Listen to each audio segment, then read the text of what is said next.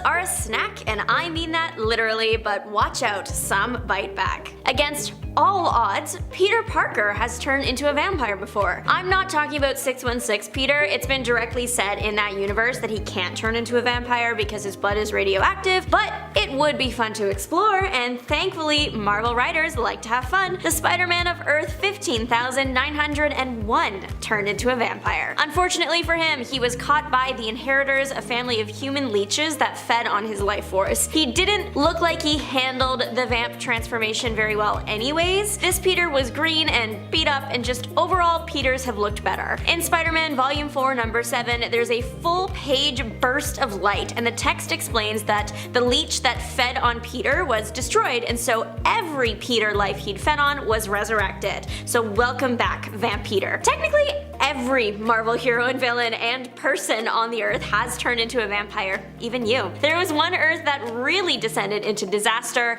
Earth 2010 is a mess that was cleaned up, but not without extreme levels of loss. Everyone on this Earth had been turned into vampires. That meant that vampires started turning each other into their snacks, and it was super messy. Just because someone is a vampire doesn't mean they're completely lost mentally though. Reed Richards and some other supers recognized that this was not a good world, and there was potential that the vampirism could spread across their universe, so he developed a trinket to prevent that, a bomb capable of blowing up the entire Earth. The problem was he wasn't brave enough to use it. Thankfully, Bloodstorm, who is Vampire Storm, who we will talk about later, and Arno Stark's Iron Man, who was a human, could not imagine how a human was feeling on that world. Those two appeared in the 2010 universe and told Richards about the celestial embryo within the Earth's core, and that just made him feel brave enough to detonate the bomb. The vamps were taken care of, to say the least, as well as their entire Earth. Captain America had a vampire era on Earth 1610, aka the Ultimate Universe. In this world, vampires started attacking the superhuman community like they usually do, but in this world it looked like people were just going missing. So Steven Rogers offered to track the missing people down. During the mission, Rogers and co. ran into Raymond Connor's Daredevil. Unfortunately, he was a vampire and he bit Steven. Captain America was airlifted out of there and taken to some doctors. Captain America is capable of great feats of healing, but this was doing a number on him. He was suffering. Vampire hunter Blade tried to end the Captain before he had the chance to fully turn into a vampire, but that's Captain America. Until we are sure he is a vampire, nothing is going to happen to that man. Rogers tracked down Nerd Hulk, one of the heroes thought to have gone missing but was really a vampire. We'll cover him next. During the final battle, Rogers' immune system is finally able to heal. There are a lot of vampires though, so Steve has to get creative to deal with the entire army swiftly. He ends up teleporting everyone to a place with lots of sunlight. The vampires are not Twilight vampires, so instead of sparkling, they just burn, and the day is saved. It may surprise you, but the Hulk has actually been turned into a vampire more than once, and they are both very different. One version, the Hulk from Earth 12,041, or the universe Marvel's Avengers Assemble animated show takes place in, the Avengers are facing off against Dracula, who kidnapped their teammate Black Widow and turned her into a vampire. During the fight, Hulk is bitten, but what is cool about this Hulk is the gamma cells in his body are kind of like mini suns, and they burn the vamp disease out of him. Dracula is defeated and dragged to the depths by his minions. The other vampire Hulk we are looking at today is from Earth 1610. The Ultimate Hulk is also called Nerd Hulk. He is very similar to the version we would have seen in Avengers Endgame. While on a trip to the Big Apple, Hulk was attacked and turned into a vampire. Hey, now we can get a t-shirt that says I survived turning into a vampire on my trip to NYC. Of all the Avengers to turn into a vampire, I feel like Black Widow just makes the most sense. I don't know if it's because she's already wearing exclusively black, but she gives off vampire vibes in a good way. Natasha from the Avengers Assemble show, just to recap, she was kidnapped by Dracula, she was turned into a vampire by Dracula. Natasha did not deserve to go through this. It's implied that Dracula does perish at the end of the episode when he's dragged away by his minions because Natasha goes back to normal. Usually when that happens, it means the source has been taken care of. Wolverine was pretty resistant to vampire bites due to his healing factor, even surviving being thoroughly fed on and bitten multiple times and having his red stuff sent to the Vampire King himself. Jubilee, as a vampire, biting him was what it took to finally turn the hero because nanobots have been put into his blood by Cyclops Cyclops to intentionally shut down Wolverine's healing factor to turn Wolverine into a vampire so he would lead the vampire attack on the mutant-safe island Utopia. So once the vampires breached the island with Wolverine as their leader, the nanobots could be turned off, restoring Wolverine's healing factor and healing his vampirism, turning the tide of the fight. There was a different universe that originated from a What If comic in which Wolverine was the lord of the vampires. It's Earth 9140, and in this world Dracula made the X-Men his vampire servants, but Wolverine's too strong-willed to be a servant to Dracula and exterminated him. That made Wolverine lord of the vampires, and he was really good at his job, much to the displeasure of everyone else. Storm has had many interactions with vampires and being a vampire. She was also a big vampire threat on Earth 9140. She was the first of the X-Men to be turned into a vampire by Dracula, and while working under Dracula, she helped him scheme and defeat the X-Men. Vampire Storm was there when Wolverine obliterated Dracula and then was part of Wolverine's savage vampire army. The Storm that we are used to, 616 Storm, was desired by Dracula to be his bride. She was turned but then returned to normal. The most popular Vampire Storm version has to be Bloodstorm. In this version, Storm was still taken by Dracula to be his bride, but she wasn't able to shake the vamp nature this time. She did shake Dracula, helping the X-Men defeat him. Bloodstorm did not remain on the X-Men as she felt that she couldn't really fit in with the team in her state. Eventually, Bloodstorm found some relief in the form of a semi-cure developed by Beast. It would make her bloodlust subside, but not completely disappear. And she was now no longer hurt by the sun, so bonus there. There were even a few more battles that took place in this world. One involved Bloodstorm ending Dracula once and for all. It seems like Kitty Pryde just can't catch a break in these vampire universes though. The Kitty of 9140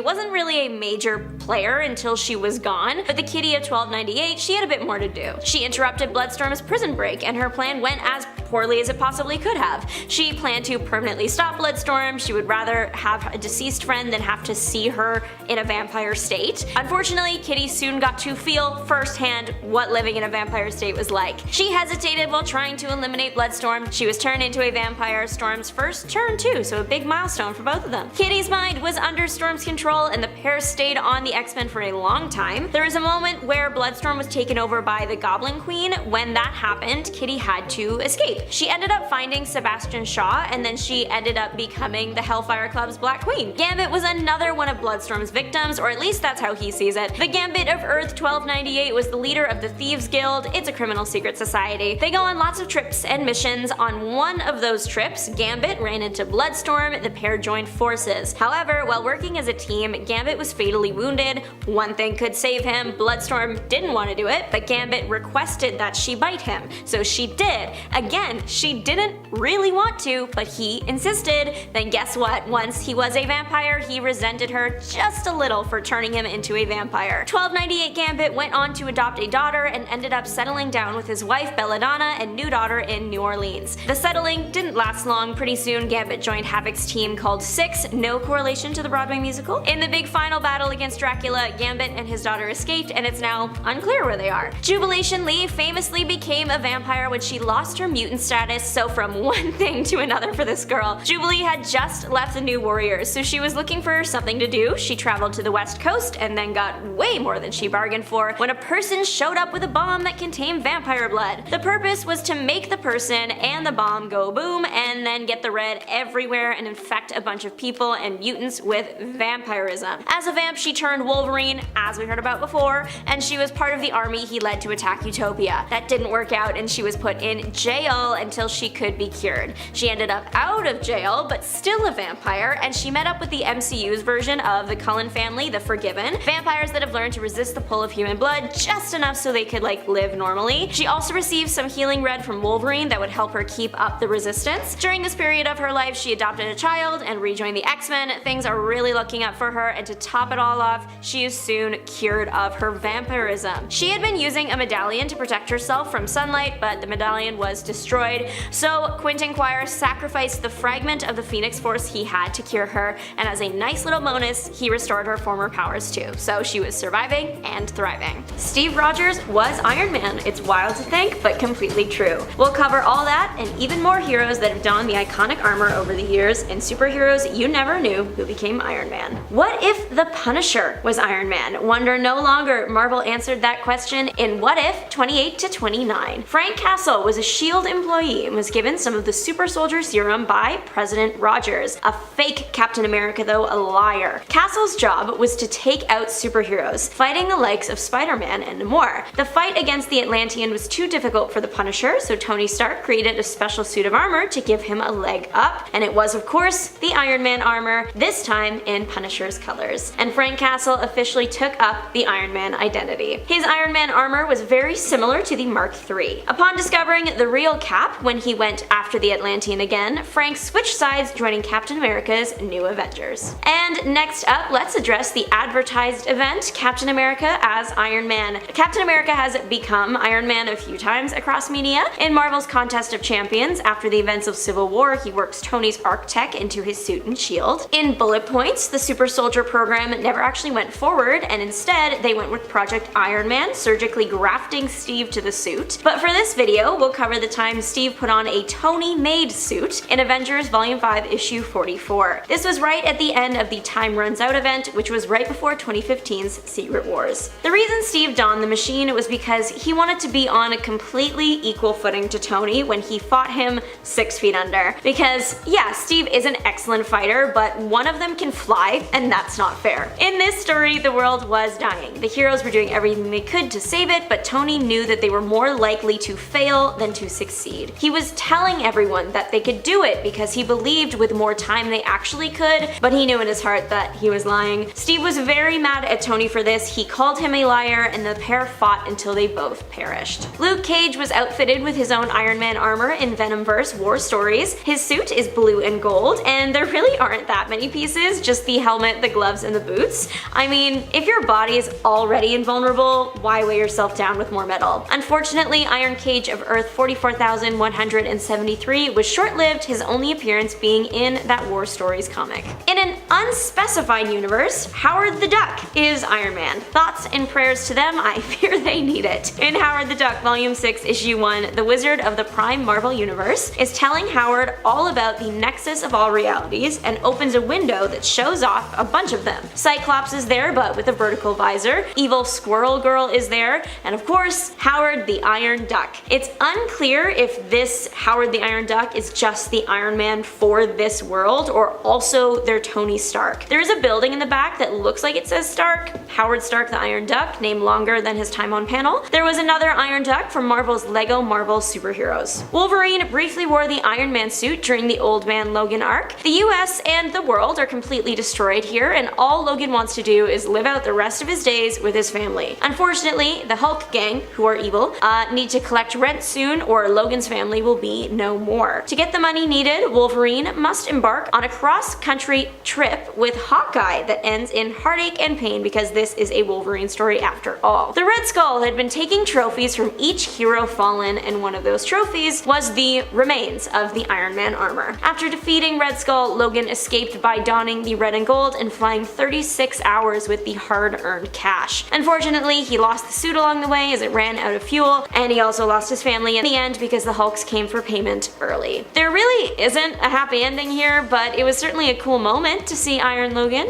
Hal Jordan and Tony Stark put together makes the Iron Lantern. His suit is a perfect blend of the two heroes, green and gold, with the arc reactor Green Lantern symbol right in the middle. In this universe, the Iron Lantern's civilian name is Hal Stark. He is ridiculously rich and even more brilliant. A simple flight simulator construction gone wrong resulted in Stark being led to a crashed alien spaceship. Instead of a ring though, giving Stark powers, it is his suit. He constructed it out of the pieces of alien tech and found a lantern-shaped battery to power it. The suit lets him create any object out of green energy, time travel, use telepathy, and more. Iron Lantern has his own dedicated comic and exists on Earth 9602. Deadpool once stole the Iron Man armor in Deadpool flashbacks. After helping Tony Stark get his groove back and dump out all bottles of giggle water, he knocked him out and stole the suit. What a Deadpool thing to do. He did something amazing and then decided to be chaotic for fun. But the real reason that this happened was because he made a deal with a demon to get Iron Man to drink again, because they wanted Iron Man incapacitated and out of the picture making bad decisions. Deadpool, surprisingly clever for who he is, realized that the contract said Iron Man and not Tony Stark. So he became Iron Man and consumed the giggle waters that Tony could continue down the good path. And that was really sweet. But in order to officially be be Iron Man, he had to save the day as Iron Man. In order to prevent a nuclear failure, he cooled the rods of the plant off by throwing them directly into the ocean, which is an amazing choice for the environment, I have to say. A short-lived run as the hero, but certainly entertaining. Squirrel Girl and her pet squirrel Tippy Toe have donned Iron Man armors. In the unbeatable Squirrel Girl 2, Squirrel Girl wanted some armor, so she decided to break into Stark's Hall of Armor. This girl had a plan. She was going to distract all the guards while a team of squirrels, including Tippy Toe,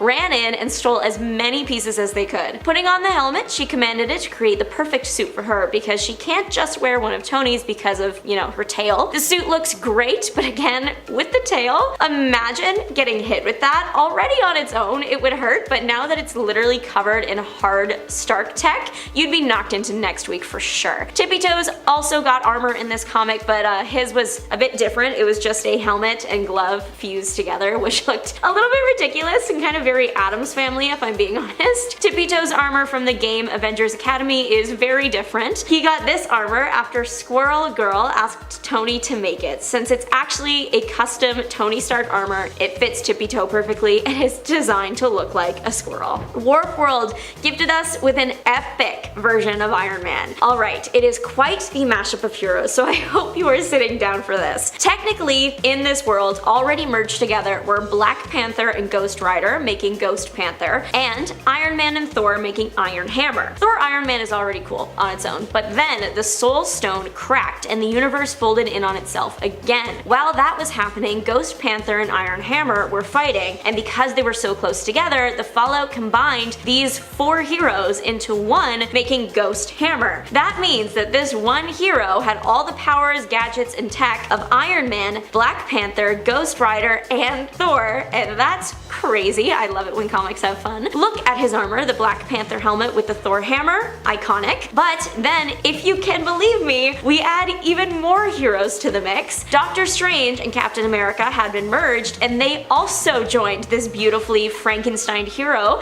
and then called themselves the Hammer Supreme. So now we have Iron Man's mind and armor donning a super soldier, magical man with the power of Thor and the Black Panther in the fight. Cover of Vogue kind of material. Eventually the Soul Stone is repaired and they all go back to the duo mashups that they were before. There were actually other times when both Thor and Ghost Rider were Iron Man variants, Thor from Earth 15,513 and Ghost Rider of Earth 295. Both had their usual power sets, plus Stark tech. And finally, maybe the greatest Marvel hero to don an Iron Man suit, Stan Lee. In LEGO Marvel Superheroes, you could play as the iconic Marvel writer and get him to wear various super suits, one of which made him Iron Stan. His suit looked different than Tony's did. The color scheme was browns instead of red and gold, but he had all the same powers in the suit that Tony does. It's also in this game that Stan Lee easily lifts Thor's hammer, so maybe he does have a leg up on Stark in this world. Iron Man and Captain America combined? It's happened, and that's not even the wildest combo. Stick around for some superheroes you never knew who became Captain America. Starting with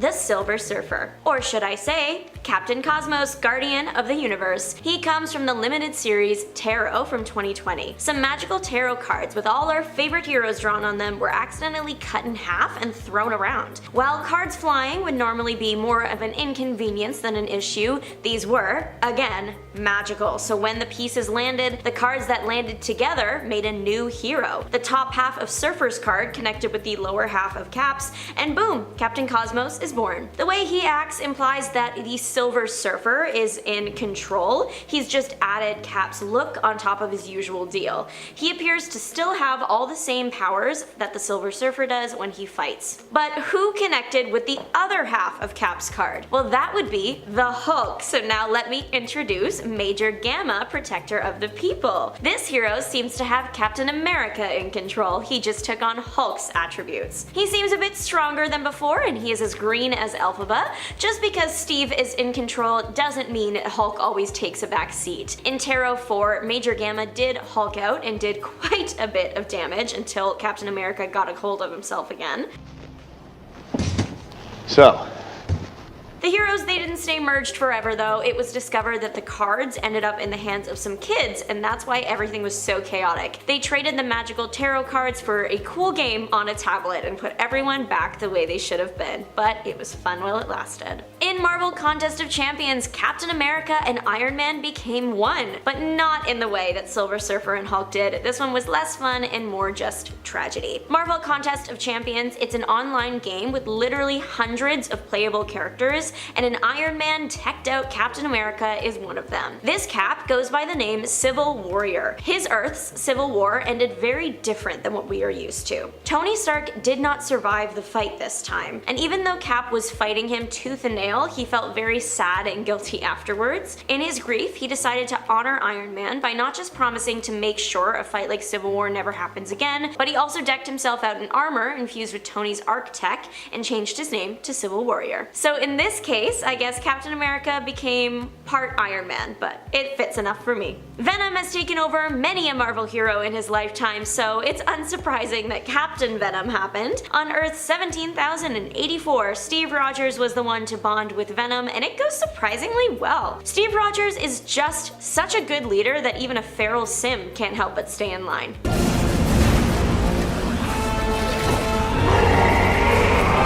Captain Venom's mission when we meet him is jumping around the multiverse collecting powerful Venom-bonded heroes to fight with the Resistance against the poisons hunting them down. He appears at the end of pretty much every Edge of Venomverse comic to recruit whichever variant was featured, which is really cool because we get to see him drawn in a bunch of different art styles. In issue 4, you can clearly see that the sim not only creates a very cool black suit for Captain America, but it's also attached to the shield. We got to see Captain Venom in action in Venomverse 1.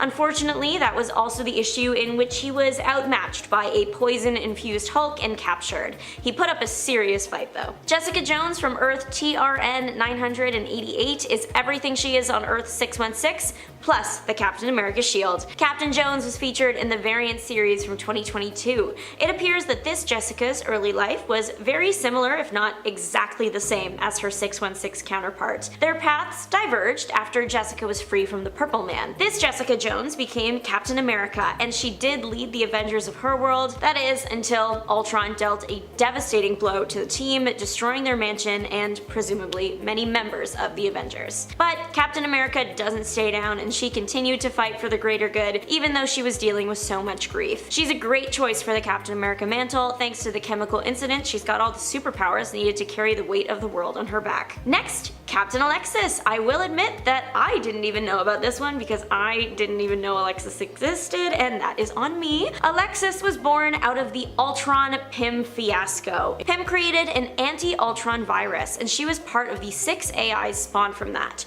Her hero title was Protector for a long time. It wasn't until the distant future that she became Earth's Captain America. Alexis had developed an attraction to Captain America, fair, but she was going to live way longer than he would as an AI, so she became him. Her becoming Captain America in the future was a tribute to the hero. She was a pretty good Captain America for the future. Her shield was not the original, but it was one she generated herself. Gwen Stacy was briefly a Patriot princess. The backup story in Gwen Stacy 1 featured Gwen taking up the Captain America mantle. If I'm actually being honest, it features Gwen taking up pretty much every hero's mantle. Not only do we see Captain Gwen America, but also Spider-Gwen, who we know and love. Other featured Gwen heroes are the Ingwenable Hulk, Hawk Gwen, Gwen, Goddess of Thunder, and Iron Gwen. Together they are the Avengers. I don't think Gwen is a real word to me anymore, but it's fine. Gwen as Captain America works for a number of reasons. She looks the part, blonde hair, blue eyes, plus she always stands up for the little guy. Flash? We still on for after school today? My house, 3:30? Kind, determined, stubborn, and patient, she would be a great Captain America if they ever needed someone new. I love DC and Marvel crossovers because it gives us with things like Captain Superman. In JLA Avengers 4, Superman briefly carries Captain America's shield and Thor's hammer, so he's like double awesome. It should be surprising to no one that Superman is worthy of both the shield and the hammer. The reason Steve wasn't being Captain America in the fight and carrying the shield was he decided to be the guy in the chair for the battle. He literally bestowed the shield onto Superman, and it was beautiful. Superman did love using the shield and asked where he could get one, but you know, there's only one in the universe, so he didn't get one in the end. The combined might of the Avengers and the JLA did ensure victory against evil. Nick Fury as Captain America has me wondering what his vocabulary looks like on the day-to-day. We all know Fury is not one to shy away from the colorful language that Cap is quick to shut down. Language. Captain Fury has only appeared one time in Avengers Forever 11. In his world, Earth 92,227, he is part of a rebel group of heroes trying to take back the world. Captain America in this world has an issue with corrupt authority and has to fight an evil villain organization. Well, that is biblically accurate Captain America to me. Captain Fury is a bit more ruthless than your average Captain America. He did tie a guy's hands behind his back and then throw him into the ocean from a plane, but he's got the indomitable will to carry the shield. And as for the language component, Fury can make anything sound like a curse word. Blue blazes and black cat's behind are just two examples. And finally, Clint Barton, aka Hawkeye, once almost took up the Captain America mantle when he was presumed deceased. Iron Man was the one to approach Hawkeye to ask if he wanted to take up the hero's name, and sure, maybe Barton clashed with Cap in the past, but the two grew to be great teammates and friends. He was a really good pick. Plus, and this is very specific, Clint is known for having really good aim, right? He's literally one of the best archers in the MCU and the Marvel Universe. Well, if you're going to be throwing the Captain America shield around the way Steve Rogers does, you need to have good aim. However, Barton was talked out of becoming Captain America, and the shield went to Bucky Barnes instead, a decision Clint did not approve of. And this all went down in Fallen Son, The Death of Captain America 3, and Captain America Volume 5, Issue 37.